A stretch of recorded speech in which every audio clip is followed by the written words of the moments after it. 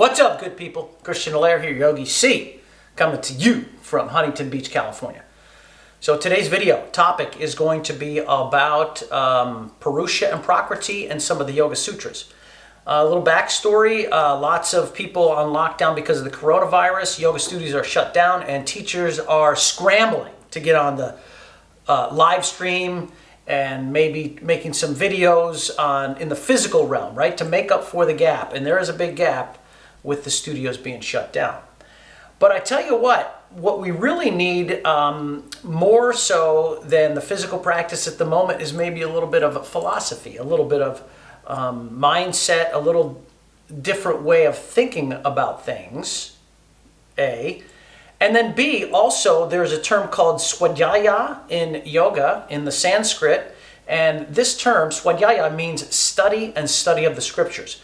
So remember that the yoga term is two syllables, yoga, unite, connect, yada yada, all that stuff.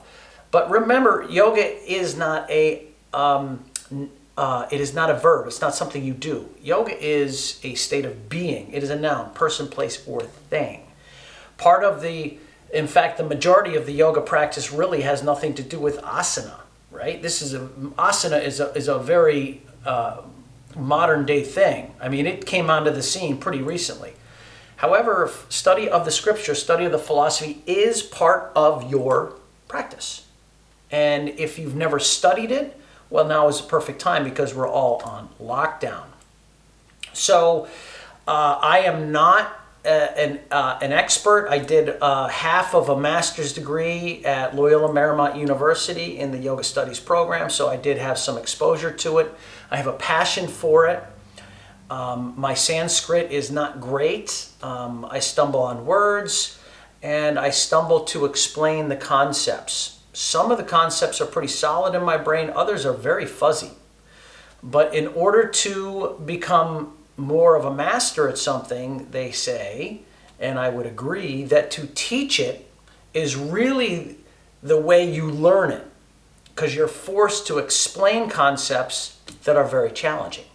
And so here I am today to do it just a little bit, right? So stick with me. I'm not trying not to suck the life out of you. I'm going to work with two books today, okay? My former professor from Loyola Marymount University, Christopher Chappell, wrote a book called Yoga and the Luminous. And there's another book written by Edwin Bryant. Edwin Bryant is a scholar at Rutgers University. Both of these men are yogis. In their professional life, I believe they would be considered theologians. These are commentaries on the Yoga Sutras, Patanjali's Yoga Sutras. And Patanjali lived between 200 and 400 in the Common Era, so a long time ago. And he is known as a compiler. He simply compiled, well, I shouldn't say simply, he took very, very challenging concepts and put them into 195 aphorisms, teachable Sanskrit paragraphs that basically codifies and encompasses the entire yoga system as he knew it at that time and put it into a structure that we could understand. So unbelievably great text. And so also please don't be scared or a hater over my readers. Actually, they're Miss Barry Haynes' readers. So I know I look funny, so give me a break. So I'm going to do a little bit of reading out of this, and then I'm going to discuss just a few concepts. And hopefully you'll enjoy some of this stuff, right? If you don't, tune it out, no problem. Patanjali defined yoga as a state of consciousness bereft of pain or discomfort during which the preoccupations of the mind cease. So that sentence really is germane for today because of the coronavirus, and we're living in very uncertain times, and we just are not sure how to wrestle or grapple with what's occurring. And the Yoga Sutras are both a goal and a path. So there is an end state, but also there's a path to get there. And so once again, I'm going to read that again. Patanjali defines yoga as a state of consciousness bereft of pain or discomfort during which the preoccupations of the mind ceases. He stated that yoga can be applied to alleviate human suffering, leading to a state of purified witnessing. Human suffering in the Sanskrit is called dukkham, right? There's sukham, which is more of a pleasure, and dukkham, which is the suffering component. When we think of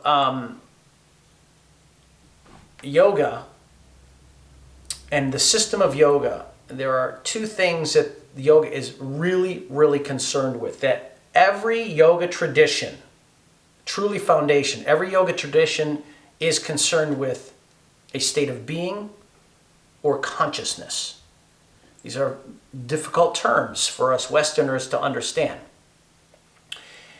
In terms of the yoga system, there are two words, Purusha and Prakriti. Purusha and Prakriti. I would like you to think about this, and this is about as elementary as I can explain it.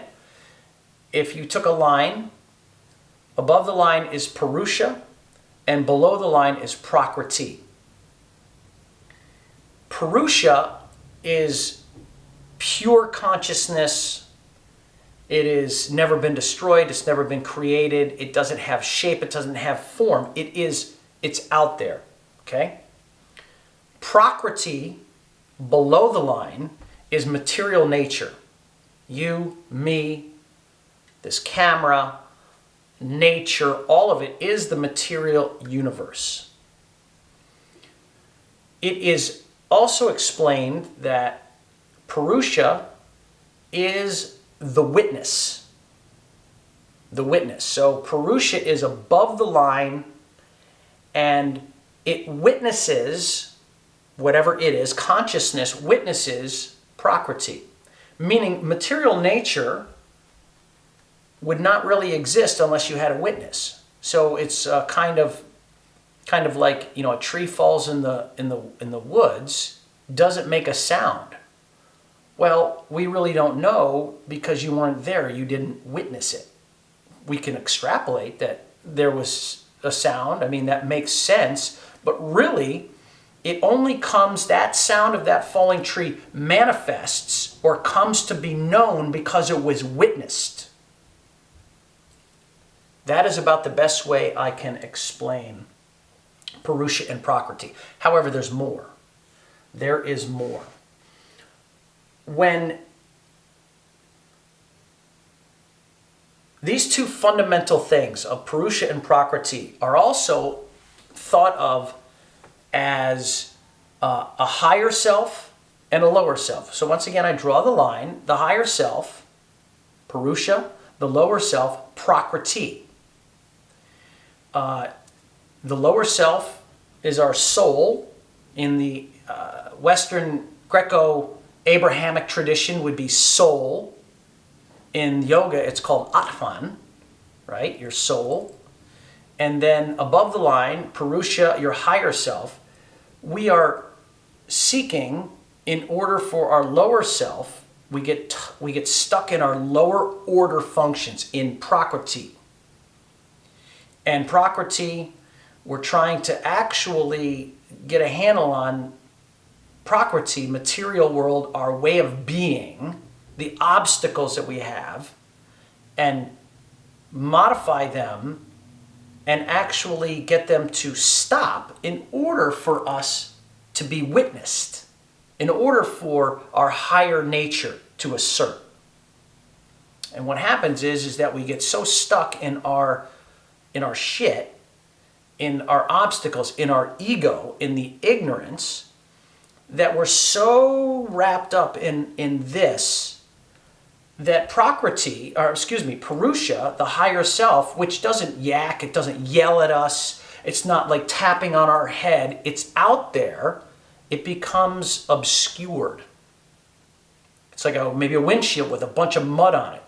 Right? The outside is really not banging on that windshield, saying, hey, higher self, Purusha, I'm up here, stop what you're doing. it just becomes covered up. And then we're so stuck in our own way of being, our own character flaws, etc., that we never get through all of that shit. Now, how is this relevant to flopping around on the mat, on the floor? Well, it is to say that the Yoga Sutras is the map that leads us through our obstacles in order to polish the mirror, to shine the mirror, in order for Purusha to be our witness, in order for us to meet our higher self. So far, I hope this isn't too out there or too esoteric. I'll try to bring it back just a tiny bit and discuss yoga as the path. Okay, the Yoga Sutras, your path.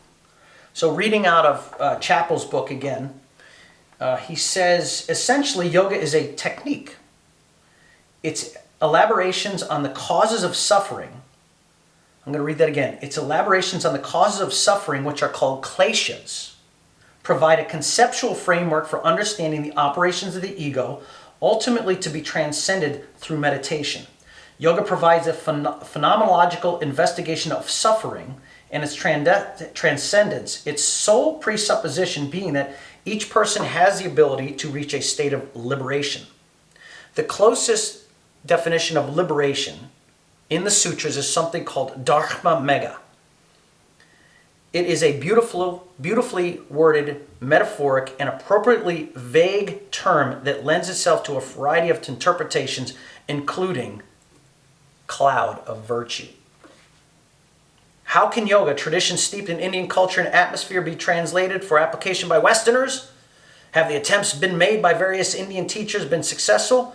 Can yoga be applied universally to enrich even non-Asian religious practices? It sure can.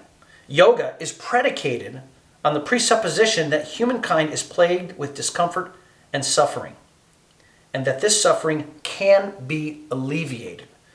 How do you do it? Through the path of yoga. So I think it is pretty germane to what is happening today with the uncertainty of the coronavirus and our studios being shut down and all that kind of nonsense going on. That I don't want to say that this is normal, but to suffer is to be human, and that the world's religions all have a common foundation on, hey, life is suffering, and there are ways to overcome the suffering, or at least to mitigate that suffering. I wanted to just presence that in the second chapter of the Yoga Sutras, it's called On Practice, that Patanjali identifies the causes of suffering. He lays it right out there. There are 5 of them, and they're called kleshas. These are the obstacles, right? So the 5 kleshas are afflictions. The kleshas are defined as inflictions, impediments, or obstacles. And the 5 primary are ignorance, ego, attachment, aversion, and clinging to life. Ignorance is not the definition like, oh, he's ignorant, as is stupid. Ignorance is simply not knowing. And everything flows from not knowing. And then that is the root of all of it. That is the root of all of the other 4 kleshas combined. So if you were not ignorant, then the ego would not assert. When the ego asserts, you become attached. Or you become averse. Attachment and aversion are opposites. We become attached to that which we should not be attached, and we become adverse to the things that really are helpful. Like we would rather go out and have mac and cheese, and versus having some good organic food until that klesha is overcome. The last one, clinging to life, is a toughie, right? That is overcoming the will to live, so to speak. But it's a lot more in depth than that. It is to say that gripping and holding on so very tightly creates suffering, and we don't want to suffer. That is the point. That's one of the reasons why many religions will say, meditate upon your own death. Understand and appreciate the fact you're not here forever. Use this time and this life and this moment in order to grow and to serve and to love and to practice. And I think that's all I'm going to hit you up with today.